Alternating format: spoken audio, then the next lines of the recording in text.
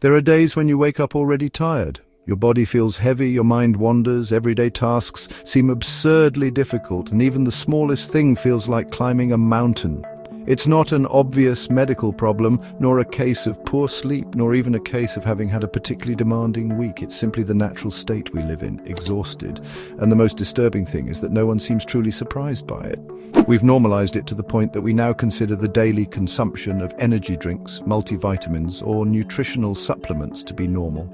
Even though there have been cases in workplaces where people have been fired for using substances, in this case, not for recreational use, but rather to endure the hard work day, whether physically or mentally. And let's not even talk about how common those famous concentration-enhancing pills have become. Fatigue has become so commonplace that it's barely questioned. It's become a silent norm, a kind of backdrop to our daily existence. It's a sign, a symptom of something deeper, of an environment that demands too much and a body that can no longer adapt to what modern life imposes on it. And if you dare to question it, it won't be long before a productivity guru appears trying to make you feel bad for not getting up at 4 a.m. to go to the gym, or criticizing you for having the nerve to watch Netflix after work while eating yesterday's leftovers or a sandwich on sale at the supermarket, because we don't even have time to cook properly anymore. The human body evolved in environments completely different from those we inhabit today. Our ancestors hunted, gathered, walked long distances, slept when it got dark, exposed themselves to sunlight, and ate what nature offered, unprocessed, without chemicals, without refined sugar. The human body is designed to move, to experience cyclical changes of light and dark, to interact face-to-face with other people, to respond to real threats with bursts of energy and then rest. But today, that ancient body lives in conditions it doesn't recognize. We're exposed to screens from the moment we open our eyes until we close them. Our days are artificially extended with white light that disrupts our circadian rhythms. We eat ultra-processed foods designed to be addictive but nutritionally empty. We spend hours and hours sitting motionless, facing digital stimuli that bombard us with constant information, or concentrating on repetitive, automated tasks. Our brains, programmed to detect real dangers and react with adrenaline, now receive notifications, social comparisons, abstract financial threats, and news of global tragedies, or worst of all, arguments with strangers online about politics, the latest Disney movie, or any other idiotic thing, and they can't tell the difference. Not to mention that we've replaced real human interaction with the internet's echo chamber and constantly staring at a screen. To our nervous system, all of that is either danger or an excuse to be upset, and if everything is on alert, then we're constantly upset. If all you see is that the world is horrible online, your brain assimilates that as reality. Our body, although it may not seem like it, doesn't quite know we're in the 21st century. To it, we're still the same as we were thousands of years ago, and every time we receive an urgent notification, a message, bad news on social media, a financial worry, or a simple comparison with someone who seems to have their life figured out, a small alarm system is activated. We must remember that for our brain, modern life is a tiny percentage of thousands of years of evolution in other lifestyles. And even if you're not running for your life, your body thinks you are. It thinks you're in the middle of an emergency. So it expends energy as if you were in combat. But since the emergency never ends because there's always another important message, another pending task, another thing to resolve, it never fully relaxes. It's something like, to put it bluntly, the rebound effect in a person who loses weight very quickly. The body doesn't understand that you're losing weight quickly, so you can go to the beach. For the body, you're simply starving. So it will adapt your body's energy expenditure to the new conditions and at the same time squeeze the most out of any food. This is one of the reasons why losing weight becomes more difficult over time than it was in the beginning, or why some people even gain weight. Your body is more accustomed to years of evolution in which rationing energy so as not to die was the important thing. Not so much taking a picture for Instagram or making those pants fit again. That's why we're so tired. Not because we're doing too much, but because we never stop being on alert.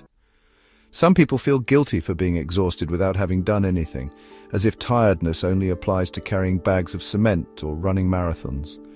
But today's tiredness is different. It's that of a mind that never rests, a body that never lets its guard down, and a nervous system that lives in constant tension.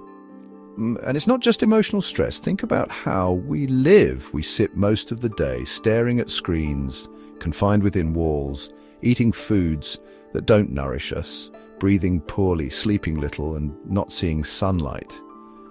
For the human body, this isn't normal. It's not natural, no matter how much a social media guru trying to sell you a course tells you that increasing that experience will make you superior and successful. The life we were designed for had more silence, more darkness at night, and more movement during the day. There was real food, less information, less comparison, less pressure. I'm not saying everything was better in the past, but our bodies understand that kind of life much better than the one we lead now. Today, as I mentioned before, we've normalized the use of antidepressants. This should already indicate that our current pace of life isn't, at least for our bodies, the best it can be. We live as if we always owe something. Time, money, attention, effort. No matter how much we do, it never seems enough. If we rest, we feel guilty. If we take a moment without doing anything productive, we feel like we're failing. As if the only value we have is what we're able to produce, generate revenue, or improve. And unfortunately, life experiences in this world are often like that. Everything ultimately comes down to making money, and without it, survival is impossible. Today's culture pushes us to function like machines, and I don't mean this in a poetic sense. We literally operate under the same logic as an algorithm. Optimizing time, increasing performance, achieving more results in fewer hours. Even the language we use reflects this. Being more efficient, monetizing our hobbies, making the most of our free time. Even rest has to have a purpose, as if it weren't enough to do it because we need it, because we deserve it. This mandate for constant productivity isn't just present at work. It's in the way we eat, relate to others, and move. Meditate, but meditate well. Exercise, but not just any exercise. Make it functional and with a physical goal. Create, but with results. And if you can monetize it, even better. Even feeling pretty requires the imperative to upload a picture to Instagram, because you have to get productivity out of it. And this pressure isn't the same for everyone. It takes its own form depending on who you are and your position. Men, for example, are instilled from a very young age with the idea that their value is directly linked to what they earn or contribute. They aren't allowed to be exhausted, confused, or insecure. And if you are, don't even think about showing it. No matter how much you're told you should, they must be providers, problem solvers, ambitious. Always be leveling up. If you don't advance financially, you're worthless. If you can't handle everything, you're weak. If you don't produce, you're a hindrance. And women, albeit in different ways, are also subject to demands from all sides. Many are still burdened with the expectation of caregiving for the home, for the children, for the emotions of others. But in recent years, another pressure has also emerged, that of being a girl boss, a self-sufficient, brilliant, powerful, and constantly on the rise. And if for any reason a woman desires a more traditional life or simply wants to slow down, she is seen as a traitor, as someone who hasn't understood anything, as an anti-feminist. And contrary to popular belief, sometimes this is much more subtle than we think, contrary to the current idea spread by social media that all women are interested or all men are superficial. We are thus faced with a brutal cultural paradox. No matter what you do, you will always be making someone look bad. Or at best, simply fulfilling your role, doing what you're supposed to do, and for many, that is not worthy of the slightest appreciation. If you're a woman and you work a lot, you'll probably be made to feel guilty for neglecting your family. If you decide not to work as hard, you'll be told you're wasting your potential and that it's shameful for you to be traditional. If you're a man and you decide not to follow the usual competitive model, both economically and emotionally, they'll question your masculinity, your motivation, your value as a partner and as a man. And if, in the midst of all that, you dare to say you're tired, they won't understand you, especially if you're a man, since empathy for men is non-existent at the social level, even in political and social initiatives. This is known as the empathy gap. Basically, the famous "what if it were the other way around?" As annoying as it may be, this empathy gap is evident when you see it present even in laws or social initiatives that focus on a single gender, despite the fact that both may suffer from the same problems with very similar statistics. Our culture globally doesn't tolerate fatigue, especially in countries like the United States, where the mentality is that the poor are poor because they want to be, Or in Latin America, where the idea is that if you're sad, go to the gym, or depression is about people made of glass with free time. So we teach you from birth that the ideal is to live 2 days away from wanting to start taking stress pills. Although if I have to argue in favor of the narrow-mindedness I criticize, it's true that in today's world there are certain ideological or educational currents that certainly give people less resistance to stress and discontent than a functioning adult should have. And instead, they replace it with a vision of a perpetually oppressed victim who believes the world owes you something for existing. It seems there's no longer any room in the world for those who don't want to compete every day. We're told we can be anything we want, but with that comes the obligation to be everything all the time.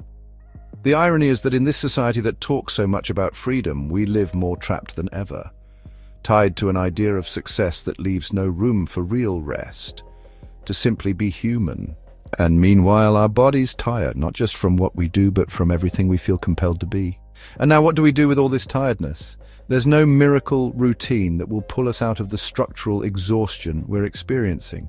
Well, if we rule out winning the lottery, marrying a millionaire who will support us and finance our dreams, or the one we've all longed for at some point, moving to the forest or the coast without having to work and surviving in some way we haven't yet resolved, and never interacting with another human being again as soon as we can avoid it.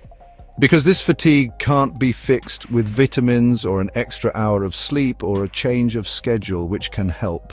What we feel isn't simply stress, it's something deeper. It's the burden of a life that demands on us as if we were machines, when we are bodies. It's the mourning for the model of life we were promised. One where studying, working, and putting in effort would be enough to give us peace of mind. And yes, before you throw in anecdotal evidence in the comments, I understand that for you, working hard, studying and putting in the effort helped you have a good life and achieve financial success. And no one denies that it's a feasible route, but statistically, it's not the most successful, especially in today's modern world. One could question to what extent it's actually what favors the system when the consumption of anti-anxiety drugs, antidepressants and the like is skyrocketing. And yet here we are, struggling to pay the rent, to maintain relationships that don't destroy us, to find time for ourselves without feeling guilty. And mind you, I don't mean to say we're perfect. There are always things, even tiny ones, that we can individually implement to improve our lives, our relationships, etc. In fact, if you agree with what's been said, it would be good if, with this video, you questioned whether you're the person making someone else's life more complicated, not the person responsible, but someone who unnecessarily contributes nothing positive. As I've been saying, I don't intend this video to be an excuse to foster a victim mentality. Perhaps the first thing to do to address this is to stop blaming ourselves and, to the extent possible, learn to slow down and focus on other areas of our lives. Analyze them and truly identify what's under your control and what's beyond your control. And if an opportunity to improve presents itself, seize it or fight for it. Sometimes it's enough to claim small areas of humanity within the chaos. Decide that at least one moment of the day will be for you, that not everything you do has to serve a purpose.